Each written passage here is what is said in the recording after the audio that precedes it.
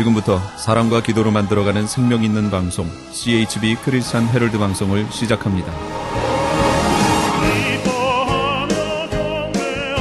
매일 새벽 4시, 매일 밤 11시 하루의 시작과 마무리를 함께하는 CHB 크리스찬 헤럴드 방송은 크리스찬 헤럴드 신문과 가장 인기 있는 기독교 정보를 담고 있는 www.christianherald.com과 함께 오늘도 성실하게 여러분 곁에 함께할 것입니다. 하나님께서 선물로 주시는 오늘 하루를 CHB 크리스찬 헤럴드 방송과 함께 소망으로 열면서 오늘도 하나님을 섬기며 영혼을 사랑하는 복된 하루가 되시기를 바랍니다.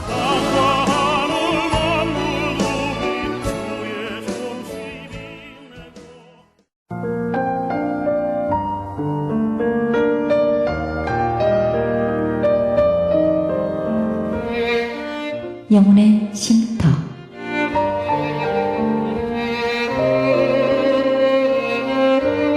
AM 1650과 인터넷을 통해 미 전역과 그리고 하와이에서는 AM 1540으로 방송을 듣고 계시는 영혼의 쉼터 애청자 여러분, 오늘도 평안하십니까? 영혼의 쉼터 김수경 인사드립니다.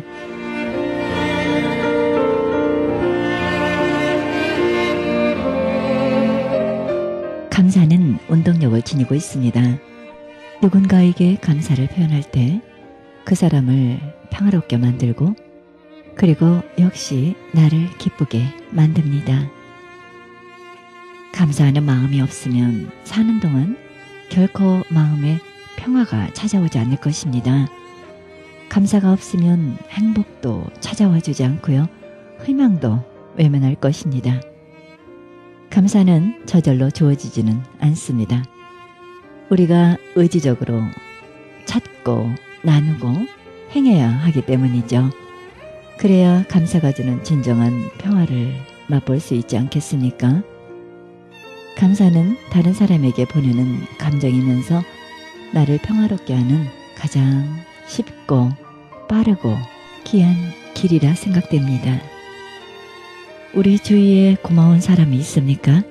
그에게 감사를 표현하시기 바랍니다. 감사가 주는 진정한 평화, 그 평화가 여러분 심령을 풍성하게 해줄 것입니다. 생명의 말씀 보내드립니다. 이 시간에는 은혜가 샘솟는 교회 고재원 목사님의 말씀 보내드립니다. 말씀은 누가복음 1장 26절에서 33절의 말씀을 중심으로 예수님의 탄생이란 제목으로 말씀 전해주시겠습니다. 사람인 예수가 되셔서 세상에 오셨다는 얘기입니다. 그분 예수님은 인류를 구원하시기 위해서 모든 인류의 허물과 죄를 짊어지시고 저주받은 죄인의 모습으로 십자가에서 죽으셨다는 얘기입니다. 그 죽음이 곧 나를 대신해서 죽었다는 사실을 믿으시기를 주님의 이름으로 부탁을 드립니다. 그 죽음이 곧 내 허물과 죄를 해결하기 위해서 죽으셨다는 사실을 믿으시기 바랍니다. 그래서 그 주님 믿으면 그 주님의 생명을 내가 받아서 하나님을 만나 하나님 나라에서 하나님의 영광과 영화를 누리고 사는 그런 아름답고 복된 축복자, 오늘 여러분과 저라는 사실을 믿고 감사하며 감격하며 사는 귀한 성도 되시기를 주님의 이름으로 축원드립니다. 바로 이것이 오늘 우리가 받은 복이고 은혜라고 하는 사실을 기억하면서 정말로 우리가 이 성탄의 기쁨을 제대로 누릴 수 있어야 됩니다. 그런데 여기 역시 보세요. 세상에는요, 하나님이 계획한 것을 가장 먼저 하나님 다음으로 아는 게 사탄입니다. 그래서 사탄은 하나님의 일을 해방하기 위해서 기기묘묘하게 역사합니다. 그러니까 보세요. 이 성탄절에 정말로 주님의 그 은혜를 깨닫고 기뻐하고 감사하고 감격하면서 그분을 경배하고 그분을 찬양해야 할 이 세상에 사탄이 와서 어떻게 만들어버립니까?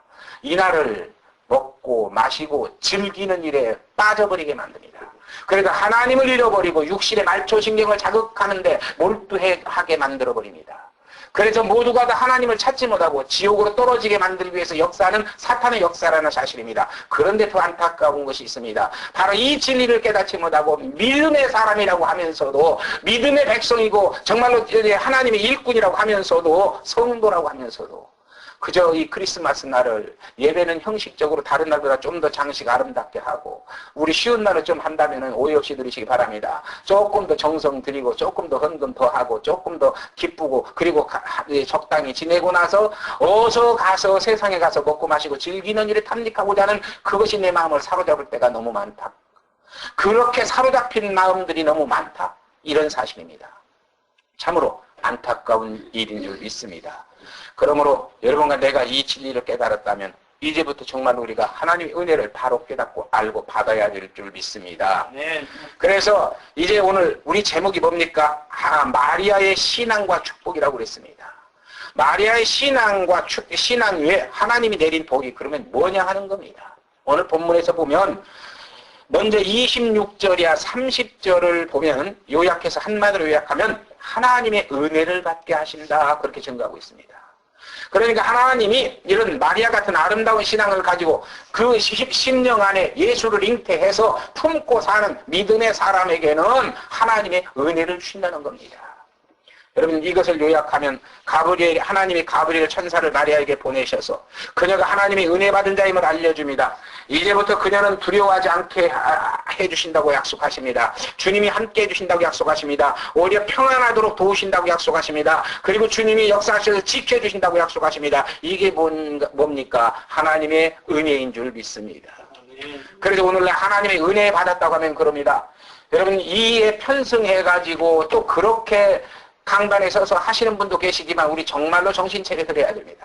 강단에서 원맨쇼 하고 코미디 하고 그래서 사람 그저 실컷 웃기게 만들면 그저 나는 설교 잘했다고 생각하기도 하고 성도는 실컷 웃고 나가면서 뭐라고 합니까? 아이고 오늘 은혜 받았다 그럽니다. 여러분 그것이 은혜라면 그 은혜는 세상에 얼마든지 많습니다. 세상 사람이 더 많이 받아 누립니다. 그것이 은혜 아닌 줄 믿습니다. 그러면 어떻게 은혜입니까? 예수가 나와 함께 하시면서 그분이 내 마음에 위로를 주시고 그분이 내 마음에 기쁨을 주시고 그분이 내 마음에 평강을 주시고 그래서 그분이 나를 지키고 보호하고 인도하심으로 인해서 내가 안심하고 평화롭게 살 수 있게 만드는 이것이 곧 은혜인 줄 믿습니다. 그래서 바로 그 은혜를 주시기 위해서 하나님은 예수 이름으로 육신을 입고 이 땅에 2000년 전에 오셨습니다. 그래서 우리와 함께 하셨습니다. 함께 하시니 그때 당시에 예수님과 함께한 유대인들은 어떤 축복자입니까? 하나님의 은혜를 받은 자인 줄 믿습니다. 아멘이 안 되십니까? 네. 그렇기 때문에 그때 예수님과 함께한 유대인들은 예수를 만날 때 모든 역사가 일어났습니다. 문제가 해결됐습니다. 질병이 고쳐졌습니다. 죽음에서 살아났습니다. 그런데 육신을 입고 오신 예수는 시공간의 재앙을 받아서 그때 그걸로 끝났습니다. 오늘 우리가 만약에 예수님이 지금도 육신으로 사신다고 하면은 우리가 예수를 만나려면 이스라엘 땅까지 가야 됩니다. 그렇지 않으면 그분이 여기로 오셔야 됩니다. 만나기 굉장히 힘들 겁니다. 우리 웬만한 사람은 못 만날 겁니다. 그런데 다행히 그분이 십자가에서 죽으시고 그분이 부활하셔서 승천하시고 이제는 예수 이름 구원자의 이름으로 성령을 보내셔서 그분은 영이시니 세계 70억 인구에게 한순간에도 나타나시고 세계 70억 인구를 한순간에도 구원하시는 참으로 하나님이신 줄 믿습니다. 네. 이제는 그러니 그분이 누구와 함께 우리와 어떻게 함께 하신다는 얘기입니까? 성령으로 우리와 함께 하십니다. 그래서 성령으로 함께 하시면서 그분이 인도하시는 성령님이 인도하시는 길이 은혜의 길이고 성령님이 인도하시는 길이 평강의 길이고 성령님이 인도하시는 길이 축복의 길인데 그 길이 뭐냐? 하나님의 말씀인 줄 믿습니다. 그래서 성령은 절대로 하나님의 말씀을 빗나가는 길로 우리를 인도하지 않습니다. 예, 그래서 믿음의 사람이 항상 우리가 하나님의 말씀을 그래서 많이 읽고 많이 알고 많이 깨달아야 된다는 얘기죠. 하나님의 말씀이 아니라고 하면 천금이 생기는 일이라도 포기할 수 있어야 되겠고 하나님의 말씀이 그렇다고 하면 천하를 잃는 일이 있어도 그걸 붙들 수 있어야 됩니다. 그리고 하나님의 말씀이 아니라고 하면 내 모든 죽음의 길까지도 기꺼이 포기하고 선택할 수 있는 그런 신앙이 하나님의 말씀에 입각한 성령 인도를 받는 신앙인 줄 믿습니다. 그래서 이런 하나님의 말씀의 은혜 속에서 주님과 더불어서 기쁨을 누리고 감격하며 살 수 있는 이런 귀한 성도 오늘 여러분과 내가 된 줄 믿으시기를 주님 이름으로 축원드립니다. 그래서 여러분 결코 그리스도인의 은혜는요 그저 좀 내가 기분이 좋아서 많이 웃는 것 그것이 은혜 아닙니다. 내가 뭔 세상 일이 좀 잘 돼서 마음이 기쁜 것 그것 은혜 아닙니다. 그것은 은혜의 부스러기라고 저는 표현합니다. 진정한 은혜는 뭡니까? 하나님이 나를 내 안에 계셔서 그분이 나를 즐겁고 기쁘게 하고 그분이 나를 평안하고 그래서 만나는 사람마다 서로 은혜를 나눌 수 있게 만들고 그래서 내 안에 계신 주님이 나를 만나는 사람에게도 그를 복음을 전해서 그도 주님을 모시고 살게 만들고 내가 주님 모시고 받은 은혜의 역사를 나를 만나는 그 사람에게도 전해서 그도 그 은혜를 받아 살게 만들고 그래서 우리가 나아가서 정말로 땅끝까지 그 예수를 자랑하고 예수의 역사를 증거해서 구원의 역사를 이루는 그런 아름답고 귀한 성도를 우리 교회 성도 여러분과 제가 될 수 있기를 주님의 이름으로 축원드립니다. 이 하나님의 은혜가 2010년도 연말 이 크리스마스 주간에 받아진다고 하면 내게 누려진다고 하면 여러분 2011년도는 여러분의 인생과 삶도 걱정 안 해도 될 줄 믿습니다. 왜? 내가 가면 바른 길 못 갑니다. 내가 하면 내 능력밖에 못 이룹니다. 그런데 내 능력은 세상에서 살아가기는 너무 부족한 능력입니다.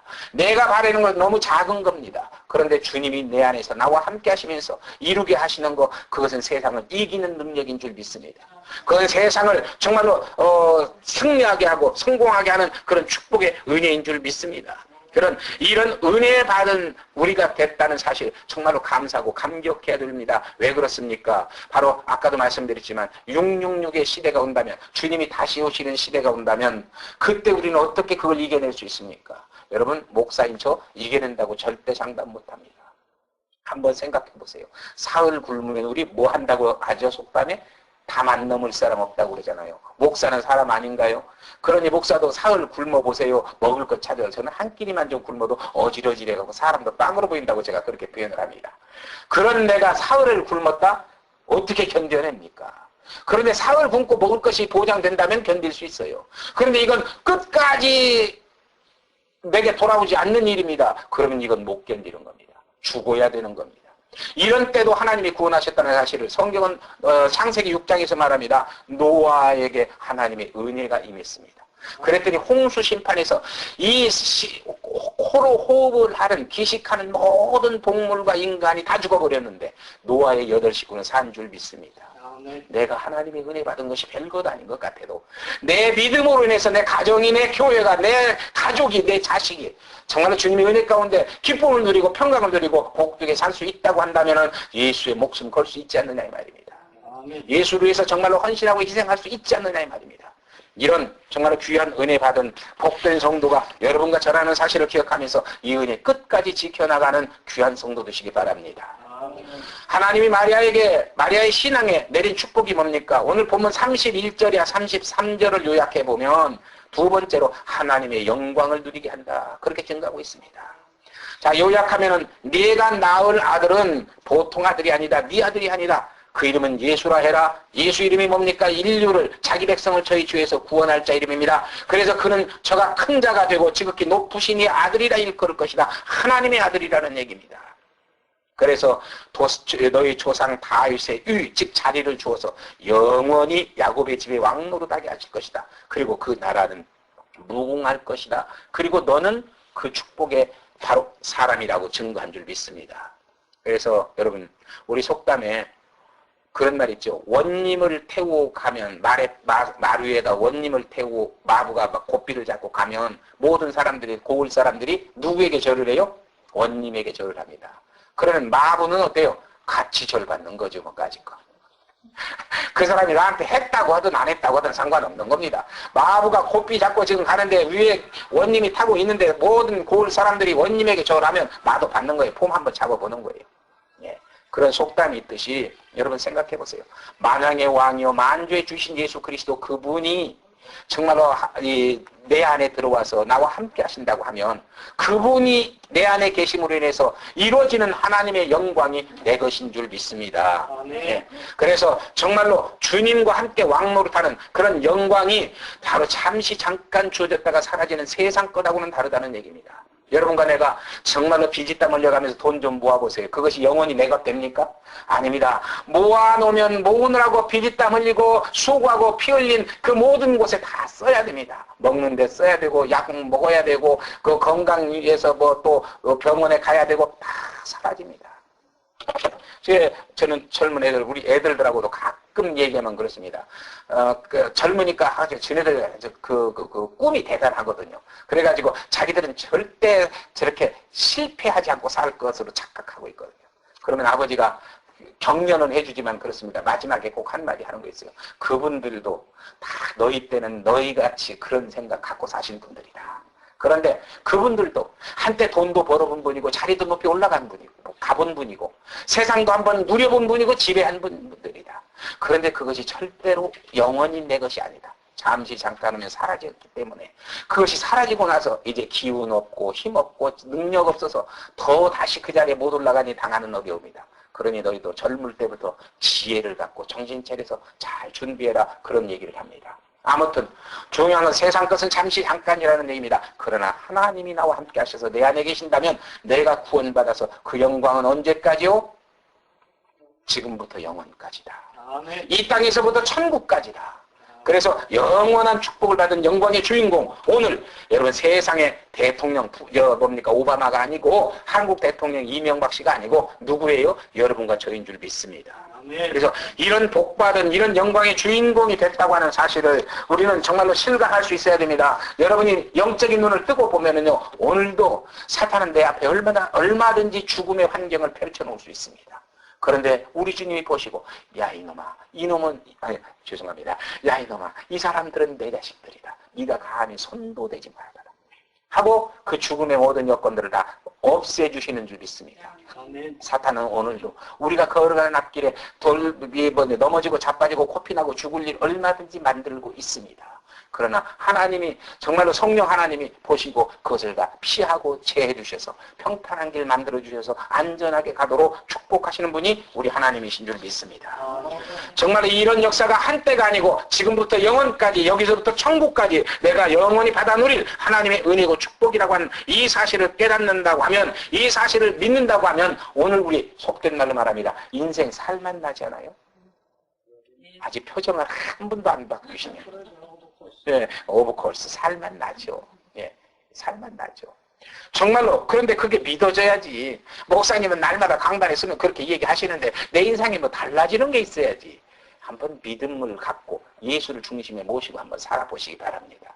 예, 그리고 예수를 중심에 모시고 살면서 여러분 그분이 정말로 귀하고 중요한 분임을 안다면 그분이 내 속에서 빠져나가지 않기 위해서 최선을 다해야 될 줄 믿습니다. 또 다 하게 될 줄 믿습니다. 그러니 여러분 보세요. 우리 교회 지금 목사님이 4분입니다.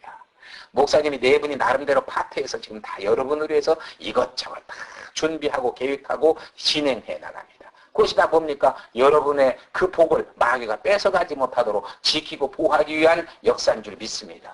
그렇다면은 여러분 주일날 꼭 참여하시기 바랍니다. 그래서 예배 드리시기 바랍니다. 예배에 성공하시기 바랍니다. 예배에 성공하는 자는 절대 인생에 성공합니다. 그런데 예배에 실패하고 인생에 성공하기는 극히 어렵습니다. 그러니 예배 성공하시고 또 할 수만 있다면 저 좀 더 이제 안정이 되고 수가 많아진다면 또 수요 예배도 만들지 몰라요. 그런데 지금 수요 예배는 없지만 우리 화요 성경 공부에도 나오시기 바랍니다. 그래서 정말로 창세기에서부터 하나님의 섭리와 진리가 어디 있는지 우리 좀 알고 깨닫고 믿어야 되죠. 그 다음에 금요 성경 공부에도 나오시기 바랍니다. 예수를 어떻게 믿어야 하는가? 교리적으로, 신학적으로 우리 공부하고 있습니다. 정말로 나와서 은혜 받으시기 바랍니다. 그리고 좀 더 할 수 있다면 아침 새벽에도 나오시기 바랍니다. 새벽 예배 때는 또 시편에서 하나님을 어떻게 믿고 어떻게 승리해서 어떻게 찬양하는가를 우리가 정말로 살펴보는 그런 은혜로운 시간인 줄 믿습니다. 아무튼 정말 우리가 예수가 내 안에서 정말 함께 하심으로 내가 세상에서 하나님의 영광을 얻으면 그 영광을 영원히 누리고 살게 만드는 이것이 나를 향한 하나님의 축복이라는 사실, 역사라는 사실을 믿고 감사하고 감격하며 살 수 있는 그런 우리 성제복음 선교교회의 여러분과 제가 될 수 있기를 주님의 이름으로 축원드립니다. 세 번째로 마리아에게 내린 신앙이 내린 하나님의 축복이 뭐냐? 오늘 보면 34절이야 8절까지를 요약하면 하나님의 섭리에 순종하게 하신다고 말입니다. 여러분 이 말은 조금 여러분이 지금 조금은 거부감이 생기는지 몰라요. 아니 목사님 순종하게 하는 것은 귀찮고 번거로운 것인데 그게 무슨 축복입니까? 하고 말씀할지 몰라요. 그러나 여러분 제가 항상 말씀드리지만 성경은 딱 2가지로 요약을 합니다. 뭐라고 하느냐? 하나님의 명령과 약속인 줄 믿습니다. 어디 성경을 어디든지 보세요. 약속이 주어졌으면 그 앞에 명령이 있거나 그 뒤에 명령이 있습니다. 명령이 주어졌으면 그 앞뒤에 보면 약속이 주어져 있습니다. 그래서 하나님은 절대로 쉬운 말로 말씀을 드립니다. 우리를 공짜로 그저 예수 믿게 만들지 않는다는 얘기입니다. 우리를 공짜로 하나님을 위해서 헌신하게 만들지 않는다는 얘기입니다. 하나님은 네가 헌신하면 나는 이런 복을 주마. 네가 이 부분에서 헌신하면 나는 이런 일을 이루어주마. 네가 나를 믿으면 나는 구원을 줄 것이고 네가 순종하면 나는 복을 줄 것이고 네가 나를 위해서 충성하면 면류관을 줄 것이고 핵심적으로 말하면 전부가 명령과 약속이라는 얘기입니다. 그런데 그 약속을 우리가 순종해집니까? 안 해집니다. 여러분이나 저나 어찌하든지 그 순종은 뭐입니까? 땀 흘리고 희생하고 헌신해야 할 자리인데 그 자리는 피하고 싶은 게 우리 인생입니다. 인간입니다. 그렇기 때문에 여러분 순종은 가능하면 안 하려고 그러죠. 그리고 더구나 힘들고 어려운 순종은 다른 사람이 하기를 바라죠. 나는 거기서 살짝 빠지면 굉장히 지혜롭다고 생각합니다. 그런데 믿음으로 보면은 지혜로운 게 아니라 복을 양보했다는 얘기가 됩니다. 그러므로 하나님이 내게 무슨 명령을 내리든지 기쁨으로 순종할 수 있는 거 나는 할 수 없는데 그러면 누가 하게 만드시냐? 하나님이 하게 만드시는 줄 믿습니다. 내 안에 계신 성령님이 하게 만드시는 줄 믿습니다. 그렇다면은 정말로 성령이 나를 감동시켜서 순종하게 만드신다면 할렐루야입니다. 여러분 보세요. 오늘 본문의 주인공 마리아도 이성이 용납되지 않는 겁니다. 경험이 용납되지 않는 겁니다. 세상 윤리나 도덕이 아니 상황이 용납되지 않는 겁니다. 그래서 어찌 내가 사례와 동침한 일이 없는데 요셉과 동침한 일이 없는데 이런 일이 있을 수 있습니까? 하고 거부하는 거죠. 그러나 그 성령이 하나님이 보내신 천사가 그 진리를 깨우쳐 줍니다. 네 안에 잉태된 예수, 그 예수가 하나님의 아들이라고 하는 사실을 기억하면서 상기시키면서 바로 그때 하나님은 천사를 통해서 역사하셨을 겁니다. 그래서 마리아의 마음을 감동시켰을 겁니다. 그러니 마리아는 어떻게 됩니까? 그저 나중에는 수용하죠. 나는 계집종이오니 말씀대로 이루어지이다. 이 말을 우리말로 기억하면요. 죄송한 얘기지만은 나는 계집종이라는 말은 당신을 섬기게 할 여자 종이다. 그러면 여자 종은 뭐냐? 당신이 하라고 하면 뭐든지 해야 할 종이고 나는 애 낳는 도구에 지나지 않는다. 그러니 주인인 당신이 나를 통해서 당신의 아들을 잉태케 한다면 하십시오. 그런 얘기입니다. 수용인 줄 믿습니다. 여러분 오늘 우리가 하나님의 말씀을 이렇게 수용할 수 있어야 됩니다. 그래서 이 사실을 저 유명한 신학자 칼뱅, 우리 장로교의 시조라고 할 수 있는 칼뱅은 그렇게 말합니다. 인간은 전적으로 부패했기 때문에 능력이 없다. 어떤 능력이 없느냐? 하나님을 알 지혜가 없다. 여러분 우리 인간이 하나님을 알아갑니까? 아닌 줄 믿습니다. 우리 인간은 전적 부패했기 때문에 하나님의 역사를 믿을 믿음도 없습니다. 하나님의 섭리에 순종할 능력도 없습니다. 참으로 죽은 존재입니다. 그런데 성경은 말합니다. 하나님이 그 죽은 존재 속에 빛을 비추면 생명의 빛이 와서 눈을 뜨게 된다. 아멘이십니까? 아멘. 하나님이 그 죽은 존재 같은 인간에게 그 마음을 열어주시면 은혜의 빛이 비쳐서 예수를 알고 하나님을 알고 믿게 된다. 그러니 우리가 예수 믿고 구원받은 건 누구 덕입니까? 하나님의 덕인 줄 믿습니다. 아멘. 결코 죄송한 표현이지만요. 여러분과 내가 똑똑하고 잘나서 예수 믿은 거 아니에요. 저도요. 예수 청년 때까지요. 예수 믿으라면 되게 빈정거려서요. 저를 예수 믿으라고 전화할 때 전화하는 사람에게 항상 그랬어요. 예수는 당신이나 많이 믿어. 왜 믿어? 안 믿고 사는 게 훨씬 편한데. 그렇게 하고 거부했습니다. 그런데도요. 하나님이 오늘 2010년도에 이 성제복음 선교교회에 와서 설교를 해야 하는 이 중차대한 사명이 있기에 하나님은 나를 예수 믿게 만드시고 신학을 하게 만드시고 목사 되게 만드시고 한국을 떠나서 미국에 오게 만드시고 오늘 이 자리에 인도하신 줄 믿습니다. 이게 하나님의 섭리고 역사라는 거예요. 내가 한 것 아닙니다. 그러니 여러분 보세요. 정말로 우리가 하나님의 일에 순종해야 되는데 우리는 자꾸 피하고 도망가려고 할 때 그땐 나를 깨우쳐서 순종하게 만드는 거 바로 하나님의 축복인 줄 믿습니다. 그러니까 이 마리아도 보세요. 아까는 제가 돌에 맞아 죽어야 할 그런 사건이라고 말씀드렸습니다. 그게 첫째입니다. 돌에 맞아 죽습니다. 가늠하면 그냥 현장에서 돌에 맞아 죽습니다. 그렇지 않으면 아주 가늠한 사람은 더러운 인간이다 해가지고요. 아주 그 오물통, 인간의 오물통에다가 집어넣어가지고 오물과 함께 집어넣어가지고 죽을 때까지 길을 끌고 다니는 게 그들의 법입니다. 이런 비참한 상황에 처할 그런 운명에서도 이것을 수용하는 거 아무나 하는 거 아니고 여인이 하는 것 아닙니다.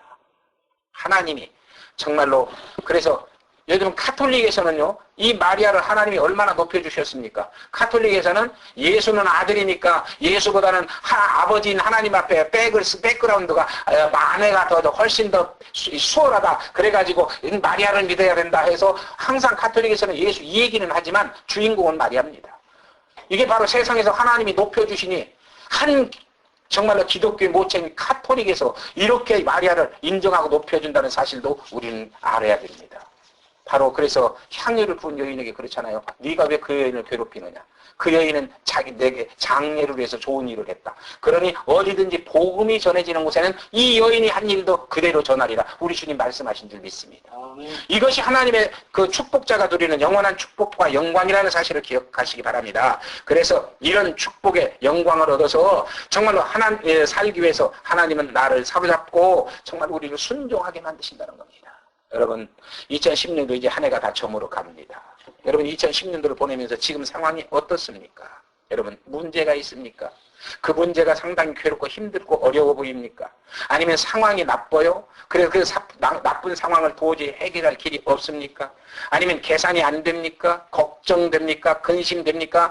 여러분 다 그것 걱정하지 마시고 그것 주님께 맡기시기 바랍니다. 그리고 그 주님 모시기 바랍니다. 그 주님 모시고 그 주님과 함께 산다고 하면은 바로 로마서 10장 10절은 말합니다. 사람이 마음으로 믿어 의에 이르고 입으로 시인해서 구원에 이르리라. 아멘이 나오셔야죠. 야고보서 4장 7절은 말합니다. 그런즉 너희는 하나님께 순복하라 마귀를 대적하라 그러면 저가 너희를 피하리라고 말씀하십니다.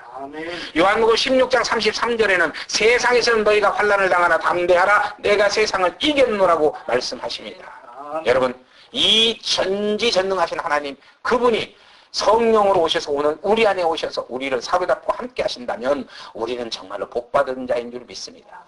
2011년도는 정말로 우리가 이 신앙을 가지고 가면 정말로 여러분의 인생이 형통할 것이고 복될 것이고 은혜로울 것이고 승리할 것을 저는 확실히 말씀드립니다. 여러분 이 신앙 가지고 여러분 남은 인생을 주님과 동행하시기를 주님의 이름으로 축원드립니다. 남은 삶을 주님과 동업하시기를 주님의 이름으로 축원드립니다. 그래서 2011년도에는 금년에 못다 이룬 모든 것들을 다 이루어서 하나님께 더 큰 영광을 돌리고 그리고 나를 만나는 모든 이가 예수 믿고 나를 만나는 모든 이가 그도 예수를 영접해서 예수와 함께하고 나를 만나는 모든 이가 내가 받은 은혜와 복을 그들도 받아 누리고 살게 만드는 그런 귀한 성도 오늘 여러분과 제가 될 수 있기를 주님의 이름으로 축원드립니다. 그런 역사를 위해서 우리 하나님의 은혜 받음을 감사하고 감격 속에 사시기를 주님의 이름으로 부탁을 드립니다.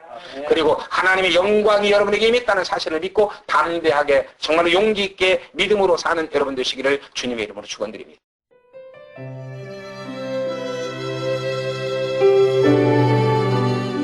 지금까지 은혜가 샘솟는 교회 고재원 목사님께서 예수님의 탄생이란 제목으로 말씀 전해주셨습니다. 은혜가 샘솟는 교회는 1136 사우스 캔모아 애비뉴 LA에 위치하고 있습니다. 신앙상담이나 교회 안내를 원하시는 분은 전화 213-215-6209 213지역 215-6209번으로 연락하시기 바랍니다.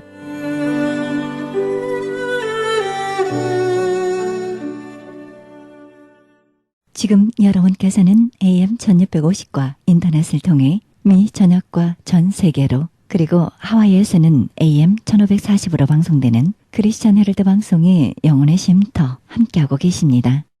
이어서 프레이즈 교회 정대철 목사님의 말씀 보내드립니다. 이 시간 말씀은 사무엘상 15장 1절에서 35절의 말씀을 중심으로 사울왕의 범죄와 1차 폐위 예언이란 제목으로 말씀 전해주시겠습니다. 그리고 에베소서 3장에 보면 모든 성도 중에 지극히 작은 자보다도 더 작은 나에게 사도 바울이 이야기하는 거예요. 작은 자들보다도 더 작은 나에게 그리스도의 풍성을 이방인에게 전파하게 하시고. 여러분, 성경은 구약에서부터 신약에 이를 때까지 일괄적으로 하나같이 일치하는 것은 하나님이 작은 자를 쓰신다라는 겁니다. 즉 다시 말하면 겸손한 자를 쓰신다는 거예요. 겸손한 자를. 그리고 하나같이 이 모든 크게 쓰임받았던 이런 인물들은 하나같이 고백합니다. 나는 작은 자입니다. 처음에는 사울도 이렇게 겸손했다는 거예요. 지난번에 말씀드렸죠. 사울은 자기가 왕이 되었다라는 사무엘의 예언을 들었을 때도 절대로 으쓱쓱 되지 않고 그걸 드러내지 않았어요. 자기 식구들에게도 말하지 않았어요. 그 사실을. 그리고 가서 농사 지었어요. 아무것도 들은 것 없는 것처럼. 그리고 심지어 제비 뽑기를 통해서 결국은 사울이 왕으로 선택되었을 때도 그는 짐짝 뒤에, 짐더미 뒤에 가서 숨어서 나오지 않아서 사람들이 찾고 하나님이 못 찾으니까 하나님이 지금 사울이 어디 있다 라고 가르쳐 주는 바람에 사울이 이제 어디 있는 걸 알 정도로 그는 겸손한 사람이었어요. 키도 크고 잘생긴 사람이었지만 드러내지 않고 왕이 됐다는 소리를 듣고도 으쓱대지 않고 왕의 간택이 되었을 때도 선택이 되었을 때도 그는 짐짝 뒤에 숨어 있을 정도로 작은 자였다는 겁니다. 그래서 사무엘이 사울에게 말하는 거예요. 왕이 스스로 작게 여길 그때에 이스라엘 지파의 머리가 되게 하지 않으셨나이까? 하나님이. 이건 곧 무슨 얘기예요? 이제 당신은 작은 자가 아니라는 거예요. 이제 당신은 더 이상 교만한 자가 아니라는 겁니다. 이제 당신은 스스로 큰 자가 되었고 교만한 자가 되었다. 그러니까 내 마음대로 하는 거예요. 제사도 마음대로 자기가 지내, 맹세도 자기가 마음대로 지내, 전쟁을 일으킬 때도 하나님의 뜻을 묻지 않고 전쟁을 해. 이미 하나에서부터 10까지 사울은 하나님과 전혀 상관없는 그런 행동을 했다라는 사실을 우리가 성경을 통해 찾아볼 수 있다는 겁니다. 그래서 마태복음 23절에 보면 누구든지 자기를 높이는 자는 낮아지고 누구든지 자기를 낮추는 자가 높아지리라. 할렐루야. 자기를 낮추는 자는 높아지고 자기를 높이는 자는 낮아지리라. 그것이 이 사무엘상 사울을 통해서 우리가 얻을 수 있는 첫 번째 교훈이라는 겁니다. 작은 자. 작은 자가 됩시다. 할렐루야. 겸손한 자가 됩시다. 두 번째 우리가 여기서 얻을 수 있는 교훈은 뭐냐면 사울은 분명히 하나님의 명령, 즉 모든 것들을 다 진멸하라. 살아있는 모든 것, 젖을 먹는 아기까지 다 죽여라. 아무리 튼튼하고 아무리 좋은 것이라 할지라도 짐승도 다 죽여라. 그것이 하나님의 명령이었어요. 왜냐하면 그것이 아말렉이 받을 하나님의 저주였단 말이에요. 이스라엘 백성을 감히 괴롭힌 그 아말렉이 받을 징계였단 말이죠. 그런데 사울이 그 명령을 어겨요. 그 명령을 어긴 사울의 그 행위를 질타하는 사무엘을 향해서 사울이 뭐라고 얘기합니까? 15절에 무리가 아말렉 사람에게서 끌고 온 겁니다. 지금 소, 양 이런 거 백성이 하나님께 제사하려고 끌고 온 겁니다 라고 말을 해요. 그리고 21절에 백성이 그 마땅히 죽여야 할 것 중에서 가장 좋은 것으로 하나님께 제사하려고 가지고 왔습니다 라고 말하는 거예요. 사무엘은 사울 왕에게 왜 그렇게 하였느냐라는 책망을 하는데 사울은 사무엘의 그 말을 듣고 아 이거요 저 백성들이 그랬어요 라고 지금 핑계를 대는 거예요. 거짓말을 하는 거예요. 여러분 생각해 보십시오. 이스라엘의 왕인 사울 왕의 명령이 없이 백성들이 임의로 그 좋은 것들을 추려서 가져올 수 있었겠습니까? 왕의 명령이 없이 얼토당토하는 거죠. 왕의 명령이 없이는 백성은 절대 그런 짓을 할 수가 없는데 사울 왕이 저 백성들이 그렇게 했나이다 라고 지금 사무엘에게 백성의 핑계를 대고 있다라는 사실이죠. 그래서 자신의 죄악을 정당화하고 있는 그런 장면입니다. 사울은 자기가 가지고 있는 물질적인 욕심, 명예욕, 자신의 실수, 죄, 잘못 이런 것을 백성에게 모두 전가시키고 있는 겁니다. 그런데 사실은 사울은 다윗과 달랐던 것이 바로 그거였다는 거죠. 나단 선지자의 지적에 다울은 금식하며 울며 옷을 찢으며 죄를 뒤집어 쓰고 회개 기도를 했지만 사울은 자신의 잘못을 지적하는 사무엘 선지자의 말에 저 백성들이 그렇게 했나이다 라고 백성들에게 돌리는 거예요. 자기의 잘못을. 두 번째가 자기 잘못을 다른 사람에게 떠넘기는 사울. 즉 다시 말하면 내가 잘못했는데 내 잘못을 인정하고 싶지 않고 다른 사람에게 그 내 잘못을 전가시키는 사람은 교만한 사람들이 하는 행위입니다. 자존심 상해 내가 잘못했다는 것을 인정하는 것이 이미 작은 자가 아닌 사울. 작은 자였을 때 왕이 됐지만 이제는 큰 자, 스스로 교만한 자가 되어버렸기 때문에 그 교만한 자의 행동 가운데 대표적인 게 자기 잘못을 인정하지 않는 거예요. 우리가 사회생활을 하면서 인간관계에서 오는 많은 부딪힘 속에서 여러분 분명히 자기가 잘못해놓고 잘못했다는 소리를 안 하는 사람들이 있다고요. 그러면 잘못한 것도 잘못한 거지만 그걸 인정 안 하는 것 때문에 더 얄미운 겁니다. 그리고 잘못했기 때문에 욕을 먹기보단 인정하지 않는 것 때문에 더 많은 욕을 먹는다는 거예요. 사람은 잘못할 수 있어요. 실수할 수 있어요. 다윗 왕도 실수했고 여러분 다 실수할 수 있어요. 실수 안 하는 게 중요한 게 아니고 죄를 안 짓는 게 중요한 게 아니고 실수하고 잘못하고 죄를 지었어도 그것을 나의 탓, 내 잘못으로 돌리고 하나님 앞에 회개하는 자세가 필요한데 교만한 사람은 내 실수로 인정하기가 싫은 거예요. 사울이 그랬던 겁니다. 그리고 세 번째로 그러면 우리가 여기서 얻을 수 있는 가장 중요한 교훈이 있습니다. 하나님을 섬기는 사람의 가장 아름답고도 기본적인 자세는 무엇인가? 이걸 우리가 알아야 된다는 거죠.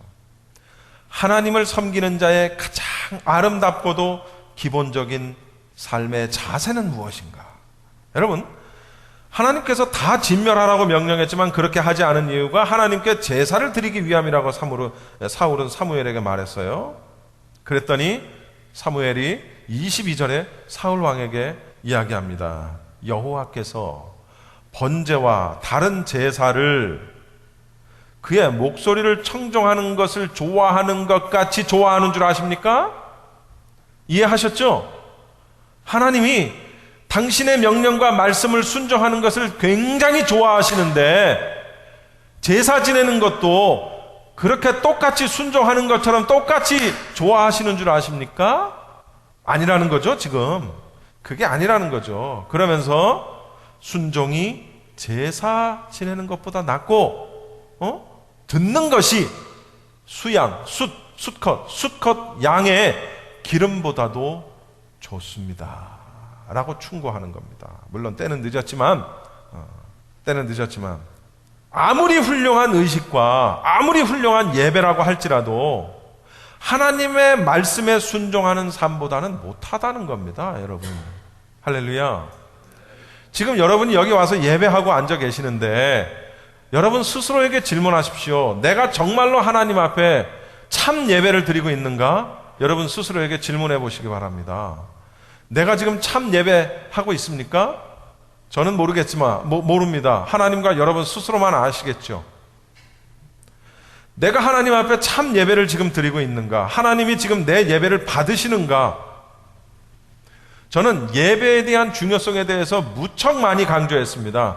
예배에 성공하는 자는 인생의 삶에 성공하고 예배에 실패하는 자는 그 인생도 실패한다. 그러니까 우리가 경험하고 당면한 모든 어려움과 난관들의 그것들을 해결할 수 있는 첫 번째 길은 예배다, 예배. 진정한 예배자가 되는 것이 그것이 우리의 모든 환난과 핍박과 모든 어려움들을 해결하는 첫 번째다. 첫 번째 방법이다라는 사실을 말씀을 드렸습니다. 그런데요, 여러분 오해하지 마시기 바랍니다. 그러면 순종하는 것이 더 낫구나. 그러니까 예배하는 것보다 그게 더 나은 거구나. 제사는 썩 그렇게 가치가 있는 게 아니네 라고 생각할 수 있다는 거죠. 절대로 여러분 그렇게 생각하셔서는 안 된다는 겁니다. 이건 무슨 얘기냐면 실제로 사울이 정말 거짓말이 아니고 정말로 하나님 앞에 제사 드리려는 그런 순수한 마음을 가지고 짐승들을 살려두었다 할지라도 그건 아니었지만 정말 그런 순수하게 그런 마음을 가지고 했다 할지라도 그것은 잘못된 행위라는 거예요. 왜?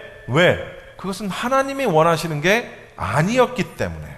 하나님이 원하시는 건 다 진멸하는 게 하나님의 명령이었기 때문에 정말 순수하게 사울이 하나님께 제사하기 위해서 그 짐승들을 남겨뒀다 할지라도 잘못된 것이라는 거죠. 이건 무슨 얘기냐면 하나님께서 원하시는 것은 전인격적이고도 무조건적인 절대적인 순종이지 단순하게 드려지는 제사의식이 아니라는 사실입니다. 그러니까 제사보다 근본적으로 더 중요한 것이 순종이라는 거죠. 그렇지만 제사가 가치가 없다? 아니라는 겁니다. 그래서 로마서의 사도 바울은 말합니다. 너희 몸을 하나님이 기뻐하시는 거룩한 산 제사로 드리라. 이는 너희의 드릴 영적 예배니라. 이것이 로마서에서 사도 바울이 가장 중요하게 여기는 예배자에 대한 그런 자세입니다. 여러분, 산 제사가 뭐예요? 산 제사. 살아있는, 생명력이 있는, 생명이 있는 제사. 다시 말하면 생명이 있는 예배. 여러분을 드리는 예배, 지금 몇 분이나 드리고 계십니까? 조시면 안 돼요. 예배할 때. 우리가 너무 피곤하고, 우리 이현식 집사님처럼 밤새 일하고 몇 시간 못 자고 나오시는 분들은 졸 수 있어요. 그래도 이현식 집사님 졸면 안 되지만, 그래도 잘 참고 인내하시고 견디셔야 되지만, 우리가 피곤하고 어젯밤에 뭐 잠 못 자고 몸이 아파서 왔는데 좀 이렇게 가만히 앉아있다 보니까 졸 수 있어요. 그것이 옳은 건 아니지만 인정할 수 있는 부분이 있어요. 그러나 그게 아니고 습관적으로 자, 습관적으로 졸아, 습관적으로 딴 생각을 해. 아니라는 거죠. 그런 것들은 예배가 아니라는 거죠. 생명력이 있는 예배는 성경에 신령과 진정으로 드리는 예배다. 신령과 진정으로 드리는 예배가 바로 영적인 예배다. 이것이 바로 로마서에서 말하는 너희의 드릴 영적 예배니라. 거룩한 산 예배, 신령과 진정으로 드리는 예배, 그것이 영적인 예배다. 그런데요, 희한하죠? 영적인 예배, 살아있는 예배를 드리는 사람은, 정말 살아있는 예배를 드리는 사람은 그 삶 속에 순종, 그 삶이 순종의 삶이 될 수밖에 없는 거예요. 이 상관관계를 이해하시겠습니까? 다시 말하면 정말로 영적인 예배를 드리는 자는 그 삶이 순종하는 것이고, 정말 그가 순종의 삶을 철저히 지키고 있다면 그는 이미 영적 예배를 드리고 있는 겁니다. 같은 거예요. 비례하는 거예요. 영적인 예배를 드리지 않고 순종할 수 없다는 거예요. 즉 다시 말하면 순종하지 않는 자는 영적인 예배를 드리지 않는다는 거예요. 사울의 문제는 그가 신령한 제사를 드리지도 않을 뿐더러 하나님의 명령을 지키지도 않았어요. 그럴 수밖에 없지. 온전한 제사를 드리지 못하는 그가 어떻게 온전한 하나님의 말씀을 순종할 수 있었겠어요. 그러니까 예배가 중요하다는 거예요. 예배하는 자는 순종하고 순종하는 자는 예배합니다. 그것이 우리의 삶 속에 이러저러한 모습으로 나타나는데, 그것이 어떤 경우에는 복으로 나타나기도 하고, 어떤 경우에는 또 이런 것으로 저런 것으로 우리의 삶 속에 그렇게 직접적으로 영향을 미친다라는 사실이에요. 사울은 살아있는 영적 제사를 드리지 못했다. 그래서 23절에 보면 이것이 얼마나 중요한 범죄인지를 아주 정확하게 사무엘이 지적을 해주십니다. 23절 제가 읽을게요. 여러분이 읽으신 성경하고 조금 달라요. 이는 이렇게 순종하지 않고 하나님의 말씀을 어긴 것은 점치는 죄와 같고, 여러분 사술의 죄, 사술이 뭐냐면 점치는 걸 말하는 겁니다. 점치는 죄와 같고, 완고한 것은 사신우상, 헛된 우상에게 절하는 것과 같음이라. 와, 여러분, 순종 안 하는 게 순종 안 했나 보다 이렇게 생각할 수 있는데 그게 아니라는 거예요. 하나님의 말씀을 거역하는 것은, 순종하지 않는 것은 점치는 것, 그런 이 점치는 죄와 같다는 거예요. 절대로 그리스도인이 해서는 안 될 짓이죠, 점치는 행위. 그리고 하나님의 그 완고한 것은, 완고하다라는 것은, 완고하다라는 것이 무슨 뜻입니까? 교만해서 회개하지 않는 것. 아주 완고해, 교만해, 회개하지 않아. 그런 완고한 죄는 헛된 우상한테 절하는 거하고 똑같다는 거예요. 그러니까 여러분 생각해 보십시오. 우리가 짓지 말아야 할 죄들이 참 많이 있지만 정말로 짓지 말아야 할 첫 번째 죄가 우상숭배잖아요. 우상숭배. 하나님께서 십계명에서도 우상숭배에 대한 계명을 가장 먼저 주시잖아요. 우상숭배하는 거하고 똑같대요. 회개하지 않고 교만한 게. 응? 그리고 불순종하는 거, 거역하는 거, 이거는 점집에 가서 점쟁이 앞에서 점치는 거, 내가 어디를 가야, 어떻게 해야 사업이 잘 되겠습니까? 어? 이런 죄하고 똑같다라는 사실입니다. 그러니까 사울이 지은 죄가 얼마나 큰 죄인지를 여러분 아시겠죠? 얼마나 큰 죄였는지를. 하나님께서는, 결론입니다. 하나님께서는 형식과 내용이 일치하기를 원하십니다. 형식과 내용이. 내용이 정말 좋은데 형식이 안 좋아. 즉 다시 말하면 아무리 찰밥, 현미밥, 맛있는 밥을 지어도 이걸 개밥 그릇에 놓으면 못 먹는 겁니다. 먹겠어요? 아무리 안에 있는 내용이 좋다고? 그리고 아무리 금그릇이라 할지라도 그 금그릇에다가 개밥을 넣어주면 먹겠어요? 못 먹습니다. 물론 탕자처럼 배고프니까 주염 열매를 먹기도 하겠지. 배고프면 뭔들 못 먹겠습니까? 그러나 일반적인 경우 형식이 중요하면 그 안에 내용물도 중요하고 이것이 일치해야 된다는 거죠. 즉 무슨 얘기냐면 우리의 고백과 내용적으로 나오는 고백과 우리의 형태로 나타나는 삶이 같아야 된다라는 얘기입니다. 사울은 그게 되지 않았다는 거죠. 말씀과 삶이 일치해야 하는 삶, 그 삶, 그것을 하나님께서는 뭐라고 말씀하시는 거 하니? 순종이라고 얘기하는 거예요.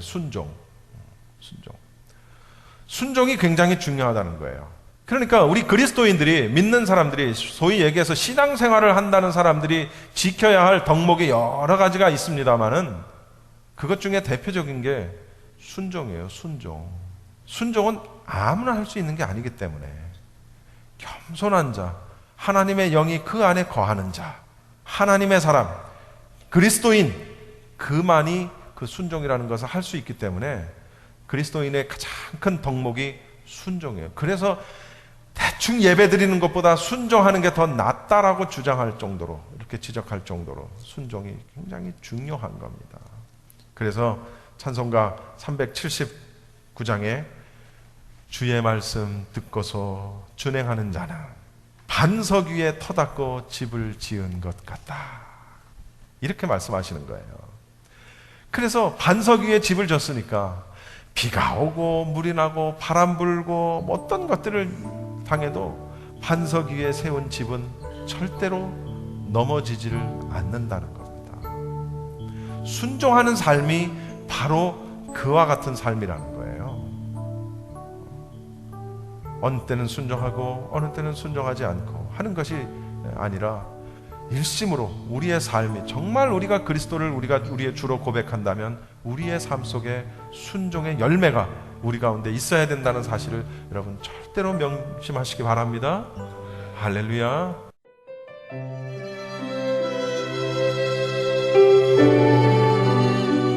지금까지 프레이즈교회 정대철 목사님께서 사울왕의 범죄와 1차 폐의 예언이란 제목으로 말씀 전해주셨습니다. 프레이즈교회는 2668 웨스트 피커블루버드 피커와 캔모어 사이에 위치하고 있습니다. 신앙상담이나 교회 안내를 원하시는 분은 전화 213-700-9833 213지역 700-9833번으로 연락하시기 바랍니다.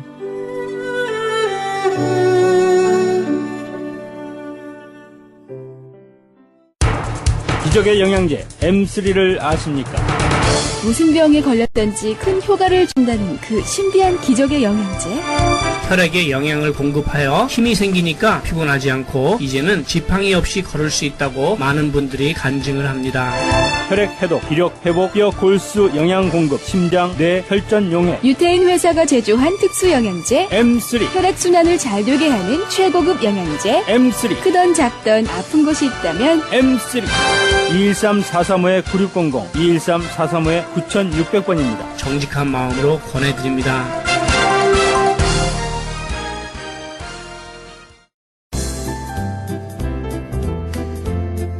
CHB 건강 칼럼.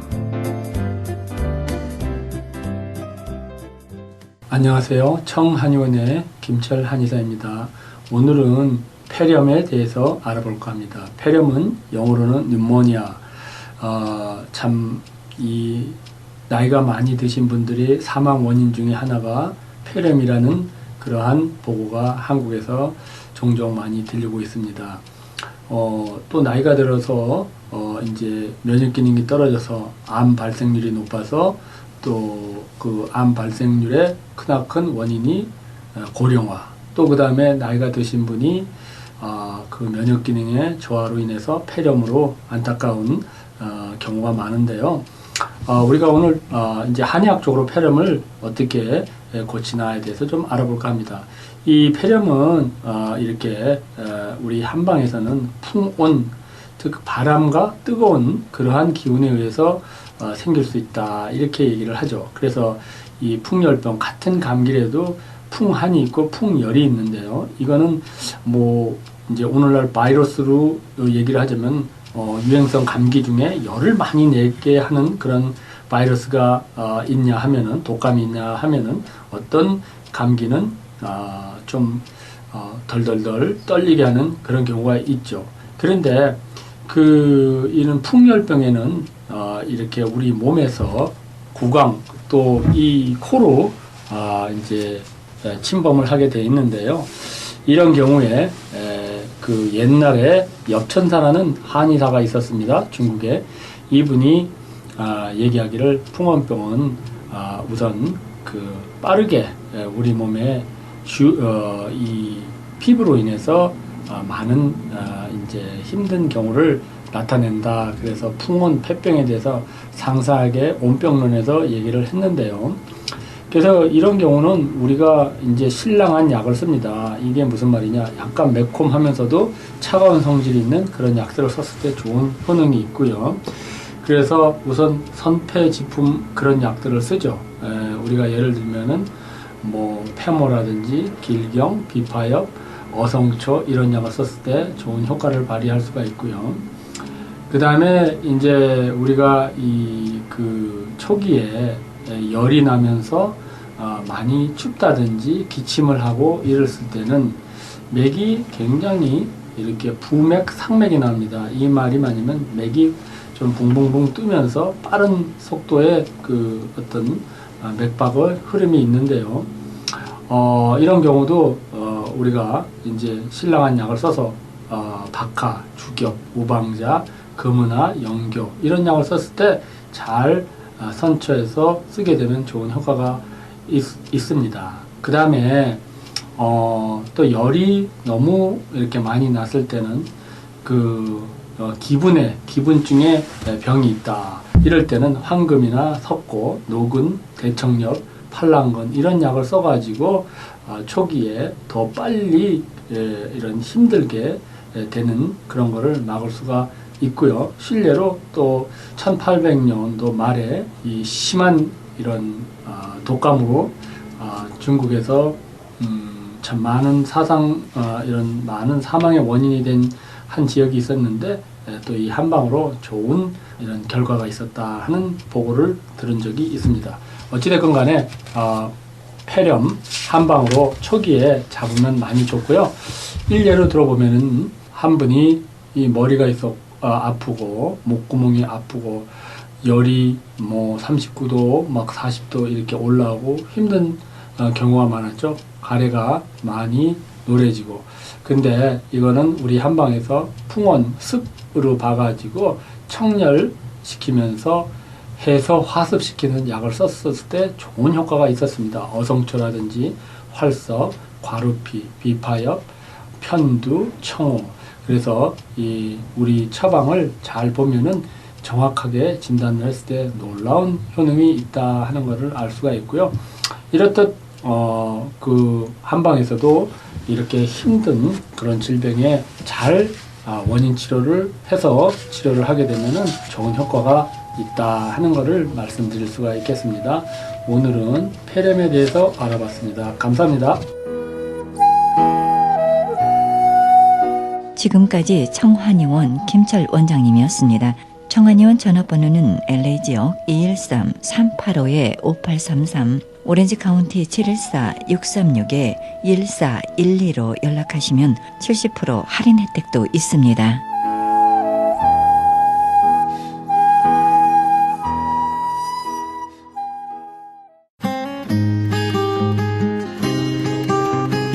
헤럴드 게시판. 크리스찬 헤럴드에서 전석 선교 합창단 창단을 앞두고 이에 동참할 합창단은 모집합니다. 관심 있으신 분은 전화 213-353-0777 크리스찬 헤럴드로 연락하시기 바랍니다.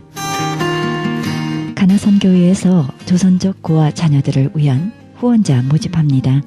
자세한 안내는 전화 909-816-3457 909 지역 816-3457 장우상 목사님께 연락하시기 바랍니다. 제20회 전국 중보기도 컨퍼런스 있습니다. 일시 11월 7일 목요일부터 8일 금요일까지 양 이틀간 이어집니다. 계속해서 자마 컨퍼런스 열립니다. 일시 11월 8일부터 11월 10일까지 이어집니다. 자세한 안내는 323-933-4055 은혜하님께로 문의하시기 바랍니다. 그리스 반모섬 헬라어 성경 보내기 후원자 모집합니다. 반모섬 전화 30-22470-33237 차인수 박영란 선교사님께 연락하시기 바랍니다. 제27회 크리스찬 문학 신인상 작품 모집합니다. 응모 마감은 2013년 5월 15일부터 9월 2일까지입니다. 자세한 안내는 213-249-0771 정지윤 회장님께 연락하시기 바랍니다. 오바마 케어를 준비하고 계십니까? 크리스찬 헬스케어는 성경적인 건강보험 대안 프로그램입니다. 좀 더 자세한 안내는 문의전화 213-444-1599 213지역 444-1599번 스티븐정 티나정에게 문의하시기 바랍니다. 국제 목양사역 컨퍼런스 있습니다. 건강한 교회 만들기 위해 목사님과 장로님이 함께하는 세미나입니다. 일시 10월 8일 9일 양일간 있으며 미리 예약하시기 바랍니다. 문의전화 949-751-8507 949 지역 751-8507번입니다. 크리스찬 헤럴드에서 한 달 10불 문서 선교 회원 모집합니다. 자세한 안내는 213-353-0777 크리스찬 헤럴드로 연락하시기 바랍니다. 이상 게시판 안내였습니다.